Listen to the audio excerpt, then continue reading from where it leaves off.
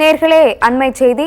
தடையை மீறி போராட்டம் நடத்தியதற்காக சௌமியா அன்புமணி உள்ளிட்ட 297 பேர் மீது 2 பிரிவுகளில் வழக்கு பதிவு செய்யப்பட்டிருக்கின்றது.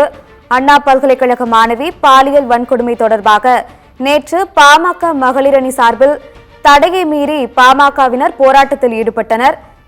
இதனைத் தொடர்ந்து சௌமியா அன்புமணி மீது 2 பிரிவுகளின் கீழ் வழக்கு பதிவு செய்யப்பட்டிருக்கின்றது.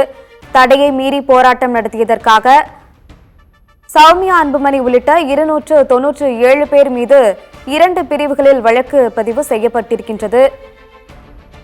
அண்ணா பல்கலைக்கழக மாணவி பாலியல் வன்கொடுமையை கண்டித்து பாமகவினர் நேற்று தடையை மீறி போராட்டத்தில் ஈடுபட்டிருக்கின்றனர். அதனைத் தொடர்ந்து பாமகவினர் 2 பிரிவுகளில் கைது செய்யப்பட்டிருக்கின்றனர். தடையை மீறி போராட்டம் நடத்தியதற்காக சௌமியா அன்புமணி உள்ளிட்ட பாமகவினர் மீது 2 பிரிவுகளில் வழக்கு பதிவு செய்யப்பட்டிருக்கின்றது. அனுமதியின்றி கூடுதல் உள்ளிட்ட 2 பிரிவுகளின் கீழ் நுங்கம்பாக்கம் போலீசார் வழக்கு பதிவு செய்து நடவடிக்கை மேற்கொண்டிருக்கின்றனர். அண்மை செய்தியாக பார்த்தோம்.